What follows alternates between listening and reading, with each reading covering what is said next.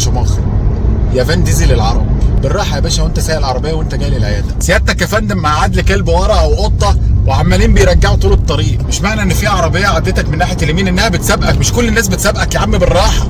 لما يجي لي انا في العياده تقول لي انا عايز اعمل له تحليل ولا ان عنده حاجه اسمها هيمو كونسنتريشن. باشا خد بالك يا باشا، بالراحه يا ريس، في حاجه اسمها موشن سيكنس. الكلاب والقطط ممكن تكون مش متعوده على حركه العربيه، بالذات بقى لو انت سايق مسافه طويله يعني ربع ساعه فما فوق. عندك مثلا القطه بتحطها في كارير، بتحطها مثلا ورا في الكرسي اللي ورا، الكاتمه بقى بتاعت الكارير نفسها ممكن تخلي الموضوع يزيد شويه، لان بيبقى نسبه الاكسجين بتبقى قليله، كاتمه، الدنيا حر، حركه العربيه، تلاقي القطه نفسها بتلهث زي الكلب، وتلاقيها بتحاول تقاوم موضوع الترجيع، تلاقيها عماله تبلع كتير عشان مش عايزه ترجع، وفي الاخر بترجع وبتجينا تلاقيها الى حد ما يعني ايه مرهقه شويه او تعبانه، ولو هي اصلا تعبانه التعب بتاعها بيزيد. فانت بالراحه، تعالى العياده بالراحه.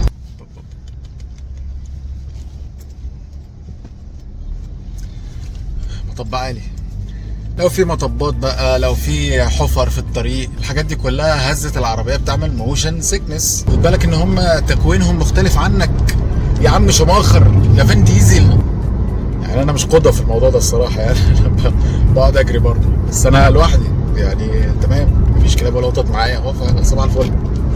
شماخر هدي اللعب شوية، هدي اللعب، مش كل عربية تعدي من جنبك يبقى بتسابقك، تمام؟ خد بالك انت مسؤول عن الروح اللي قاعده ورا، اللي انت بتوصلها لي عندها جفاف من كتر الترجيع بسبب سواقتك المتهوره يا متهور. السلام عليكم. مش معنى انك انت كل ما بتطلع على طريق بتاخد الكلب بتاعك تفتح مش عارف اقولها تلاقي الكلب بتاعك بيرجع او القطه بتاعتك برضو بترجع، والقطط اكتر من الرجاله، والقطط